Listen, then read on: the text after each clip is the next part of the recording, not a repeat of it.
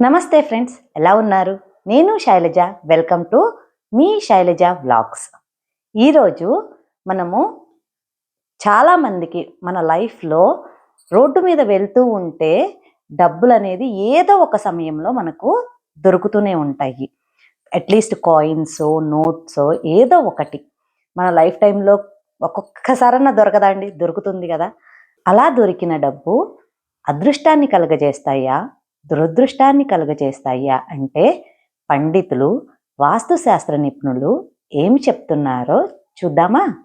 మనము వెళ్తూ ఉంటే మనకు దారిలో డబ్బులు దొరికినాయి అనుకోండి, కొంతమంది దాన్ని అదృష్టంగా భావిస్తారు. నాకు డబ్బులు దొరికినాయి, నాకు అదృష్టం కలిసి వస్తుంది అనుకుంటారు. కానీ కొంతమంది ఏం చేస్తారు, ఈ డబ్బు వల్ల దురదృష్టం వస్తుంది, ఈ డబ్బు మంచిది కాదు అనుకుంటారు. అది ఎవరికి మంచిది, ఎవరికి మంచిది కాదు, ఎందువల్ల మంచిది, ఎందువల్ల మంచిది కాదు అనేది మనం ఇప్పుడు తెలుసుకుందాము. వీధిలో దొరికిన డబ్బు దురదృష్టకరమని కొందరు భావిస్తారు. ఎందుకు అంటే ఆ డబ్బు ఎవరైనా పోగొట్టుకొని ఉండవచ్చు, అలాగే దానిలో ప్రతికూల శక్తులు ఉండవచ్చు. ఆ డబ్బును గనక మనము ఇంటికి తీసుకొచ్చుకున్నట్లయితే దానివల్ల మన ఇంట్లో కూడా నెగటివ్ ఎనర్జీ, అలాగే ప్రతికూల శక్తి అనేది వస్తుంది అని చెప్పి కొందరు నమ్ముతారు. దీనివల్ల మన జీవితంలో సమస్యలు ఏర్పడతాయేమో అని కూడా భయపడతారు. మీరు ఏ పరిస్థితులలో డబ్బు దొరికినా దాని మూలం తెలియకపోయినా, దాన్ని వినియోగం సరిగా లేకపోయినా ప్రతికూల పరిస్థితులు ఏర్పడతాయని చాలామంది అంటారు.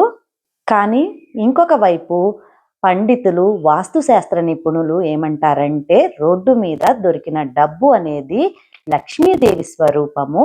అది మనం ఇంటికి తెచ్చుకుంటే మనకు లక్ష్మీదేవి అనుగ్రహం బాగా ఉంటుంది అని అంటారు.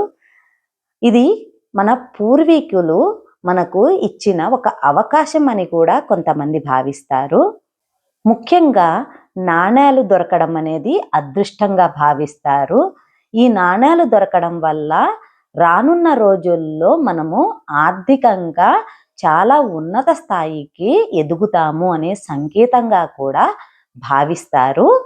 అందుకే మీకు గనక రోడ్డు మీద డబ్బు దొరికినట్లయితే దానిని కృతజ్ఞతా భావంతో, అలాగే నిండు మనసుతో దానిని తీసుకొని మీ పర్సులో కొన్ని రోజుల పాటు ఉంచుకోవాలి. దానిని వెంటనే ఖర్చు చేయొద్దండి.